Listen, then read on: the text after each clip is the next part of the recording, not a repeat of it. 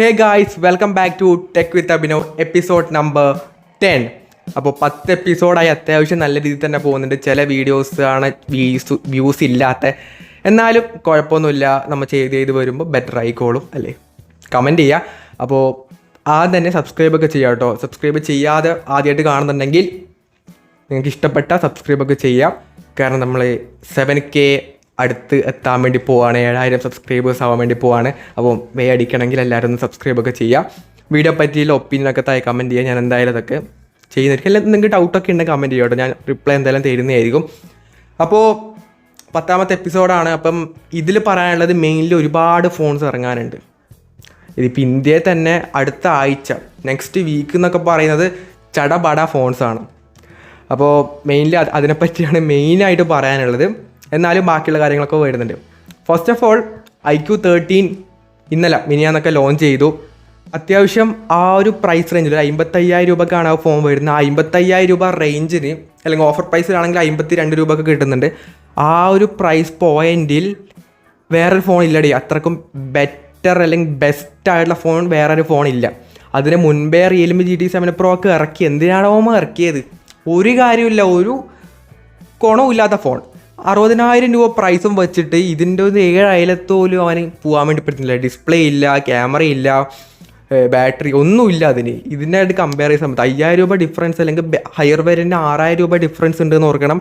അതിലൊന്നും ഇല്ലടി കമ്പയർ ചെയ്യുന്ന സമയത്ത്.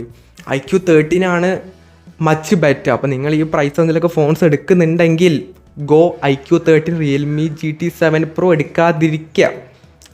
അപ്പം ബെറ്റർ ആയിട്ടുള്ള ഫോണാണ്. രണ്ടും പെർഫോമൻസ് ഒക്കെ കൊള്ളാം, പക്ഷേ എന്നാലും ബെറ്റർ എല്ലാ രീതിയിലും. ക്യാമറ ആണെങ്കിലും ഡിസ്പ്ലേക്കാണെങ്കിൽ 2K റെസൊല്യൂഷൻ ഡിസ്പ്ലേ ഒക്കെ വരുന്നുണ്ട്. സോ ഒന്നും നോക്കണ്ട, IQ13 പോയി എടുത്തോട്ടെ ആ പ്രൈസ് റേഞ്ചിലൊക്കെ എടുക്കുന്നുണ്ടെങ്കിൽ. ഇനി അടുത്തത് Realme Neo 7 ചൈനയിൽ December 11 ലോഞ്ച് ചെയ്യുന്നുണ്ട്. ഓൾറെഡി ഞാൻ പറഞ്ഞ കാര്യമായിരുന്നു. അതിൽ 7000 mAh ബാറ്ററിയാണ് വരുന്നത്.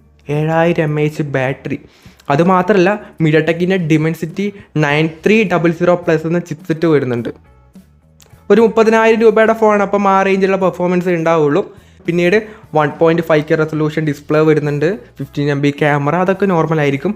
അപ്പം ഒരു 30,000 രൂപ ഫോണാണ്. അപ്പോൾ 7000 mAh ബാറ്ററി ആയിട്ടൊന്നും ഇന്ത്യയിലേക്കൊന്നും വരില്ല കേട്ടോ. ഇന്ത്യയിലേക്ക് വരുന്ന സമയത്ത് കുറക്കും, ഒരു 6,000 mAh ആയിട്ട് വരുന്നുണ്ടെങ്കിൽ.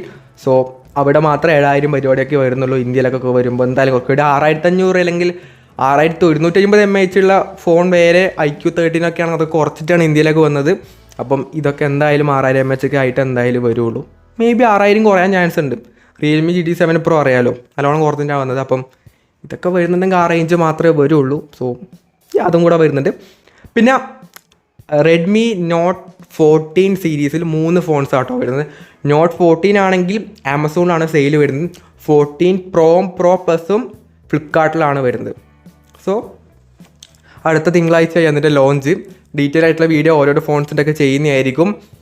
അത്യാവശ്യം നല്ല ഫോണായിരിക്കും എന്ന് എക്സ്പെക്റ്റ് ചെയ്യാം. കാരണം ഇപ്പം വന്ന് റെഡ്മി Realme ഒട്ടും വാല്യൂ ഫോർ മണി എന്ന റേഞ്ച് അവർക്ക് വിട്ട് പോവാണ്.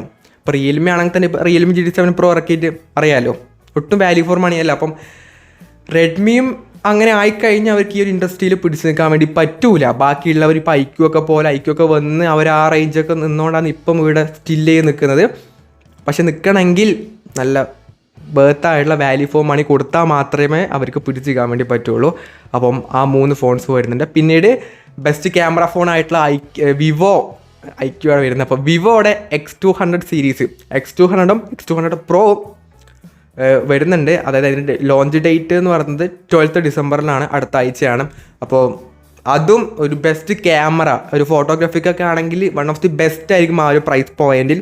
വീഡിയോഗ്രാഫി ഞാൻ പറയുന്നില്ല, ബാക്കി ഐഫോണും സാംസങ് ഒക്കെ വരുന്നുണ്ട്. പക്ഷേ മെയിൻലി ഫോട്ടോസ് എടുക്കാനാണെന്നുണ്ടെങ്കിൽ X200 Pro അല്ലെങ്കിൽ സൂമൊക്കെ ചെയ്തെടുക്കാനാണെന്നുണ്ടെങ്കിൽ വൺ ഓഫ് ദി ബെസ്റ്റ് ഫോണായിരിക്കും. അപ്പം അതിനെപ്പറ്റി ഡീറ്റെയിൽ വീഡിയോ ആ സമയത്ത് ചെയ്യുന്നതായിരിക്കും. അതും വരുന്നുണ്ട്. പിന്നീട് അതിൻ്റെ ഇടയിൽ ഒരു മോട്ടോറോള ഫോൺ വരുന്നുണ്ട്, മോട്ടോറോള G35 5G. ഇതിൻ്റെ ഒരു ലോഞ്ച് ഡേറ്റ് എന്ന് പറഞ്ഞാൽ 10th ഡിസംബറിനാണ്. ഇതിൻ്റെ ഓൾമോസ്റ്റ് സ്പെസിഫിക്കേഷൻസ് ഒക്കെ തന്നെ വന്നിട്ടുണ്ട്. ഇതിൻ്റെ പ്രൈസ് റേഞ്ച് ഒരു 10K 11K 12K ആ റേഞ്ച് ആയിരിക്കും വരുന്നത്. കാരണം ഇതിൻ്റെ പ്രീവിയസ് ജനറേഷൻ ആ പ്രൈസ് റേഞ്ചിലാണ് വരുന്നത്. അപ്പം ഇതിലാണെങ്കിൽ ഒരു 6.7 ഇഞ്ച് വരുന്നത് 120 Hz ഡിസ്പ്ലേ വരുന്നുണ്ട്. ഫുൾ HD ആണ്. പിന്നീട് 15 MB ക്യാമറ വിത്ത് 4K വീഡിയോ റെക്കോർഡിംഗ് ഒക്കെ ഒന്ന് സപ്പോർട്ട് ചെയ്യുന്നുണ്ട് റിയർ ക്യാമറയിൽ. 12,000 രൂപയുടെ അല്ലെങ്കിൽ 11,000 രൂപയുടെ ഫോണിൽ അത് സപ്പോർട്ട് കൊടുത്തിട്ടുണ്ട്. 5000 mAh ബാറ്ററി. പിന്നെ ചിപ്സെറ്റ് യൂണിസോക്കിൻ്റെ T760 എന്ന ചിപ്സെറ്റാണ് വരുന്നത്. ബട്ട് മോട്ടോറോള പറയുന്ന ആ ഒരു പ്രൈസ് പോയിന്റിലെ ഫാസ്റ്റസ്റ്റ് ആയിട്ടുള്ള ചിപ്സെറ്റ് ആണെന്നാണ് അവർ പറയുന്നത്. നോക്കാം, വന്നിട്ട് നോക്കാം എങ്ങനെയാണെന്നുള്ളത്. യൂണിസോക്കാണ് മീഡിയടെക്കെങ്കിലും പ്രൊവൈഡ് ചെയ്യായിരുന്നു. വന്നിട്ടൊക്കെ നോക്കാം. OnePlus 30 ഒഫീഷ്യലായിട്ടുള്ള ആമസോണിലെ പേജും കാര്യങ്ങളൊക്കെ തന്നെ വന്നിട്ടുണ്ട്. Coming soon. അപ്പോൾ അടുത്ത് തന്നെ OnePlus 30 ലോഞ്ച് ഉണ്ട്. അതിലാണെങ്കിൽ 6000 mAh ബാറ്ററി ഒക്കെ പറയുന്നുണ്ട്. പിന്നീട് സ്നാപ്ഡ്രാഗൺ 888 ആണ് എന്തായാലും അതിൽ വരാൻ വേണ്ടി പോകുന്നത്. അപ്പോൾ ഒരു OnePlusൻ്റെ പ്രീമിയം ഫ്ലാഗ്ഷിപ്പ് ഫോൺ കൂടെ വരുന്നുണ്ട്. നമുക്ക് നോക്കാം. അത് OnePlus ഒക്കെ ഒരു ലെവലിൽ അങ്ങ് താഴ്ന്നു പോയ ഡിവൈസാണ്. ഇനിയിപ്പോൾ തിരിച്ച് വരണമെങ്കിൽ കുറേ പണിയുണ്ട്. അത്ര ആ ഒരു ട്രസ്റ്റും കാര്യങ്ങളൊക്കെ വിട്ടിട്ടാണ് ഇപ്പോൾ ഉള്ളത്. അതിൽ നല്ല ഫോൺസ് ഇറക്കി കഴിഞ്ഞാൽ അത് തിരിച്ചെടുക്കാൻ വേണ്ടി പറ്റും. നല്ല വാല്യൂ ഫോറിലൊക്കെ ഇറക്കി കഴിഞ്ഞാൽ പിന്നെയും ബെറ്ററാണ്. ആ ഒരു OnePlusൻ്റെ ഒക്കെ ലെവലിൽ ഇപ്പം IQ പോയിക്കൊണ്ടിരിക്കുകയാണ്. IQ ആ ഒരു ലെവലിൽ അവരുടെ ആ ഒരു പഴയ ആ ഒരു സെഗ്മെൻറ്റിലൊക്കെ ഇപ്പം IQ ആണ് അവിടെ ബെസ്റ്റായിട്ട് വരുന്നത്. സോ OnePlus നല്ല ഫോൺസൊക്കെ ഇറക്കി കഴിഞ്ഞാൽ ഇവിടെ നിൽക്കാൻ വേണ്ടി പറ്റും. അല്ലെങ്കിൽ തിരിച്ച് ചൈനയിലേക്കൊക്കെ പോയിക്കോ. വലിയ കാര്യമൊന്നും ഉണ്ടാകാൻ വേണ്ടി പോകുന്നില്ല. അതുപോലെ തന്നെ സാംസങ്ങിൻ്റെ ഗ്ലാസ്, അതായത് XR ഗ്ലാസസ് വരാൻ വേണ്ടി പോകുന്നുണ്ട്. ജനുവരിയിലൊക്കെ അതിൻ്റെ ഒരു ഒഫീഷ്യൽ ടീസറും കാര്യങ്ങളൊക്കെ വരുന്നതായിരിക്കും. അതായത് സാംസങ്ങിന് അൺപാക്ക്ഡ് ഇവൻറ്റിൽ. ഇതിലാണെങ്കിൽ മെയിൻലി പേയ്മെൻ്റ് ഒക്കെ ചെയ്യാൻ വേണ്ടി പറ്റും. പിന്നെ AI ഫീച്ചേഴ്സ് അങ്ങനത്തെ കാര്യങ്ങളൊക്കെ തന്നെ വരുന്നുണ്ട്. അതൊക്കെ ഇപ്പം ജനുവരിയിൽ അതിനെപ്പറ്റി കൂടുതലായിട്ട് ഡീറ്റെയിൽസ് ഒക്കെ അറിയാൻ വേണ്ടി പറ്റുന്നതായിരിക്കും. പക്ഷേ അന്ന് ആ ലോഞ്ച് ഇവൻ്റ് അതിനെപ്പറ്റി പറയുന്നത്. നമുക്ക് നോക്കാം. ആ ഒരു സംഭവം കൂടെ വരുന്നുണ്ട്. അപ്പോൾ ഇത്രയും കാര്യങ്ങളാണ് മെയിനായിട്ട് പറയാനുള്ളത്.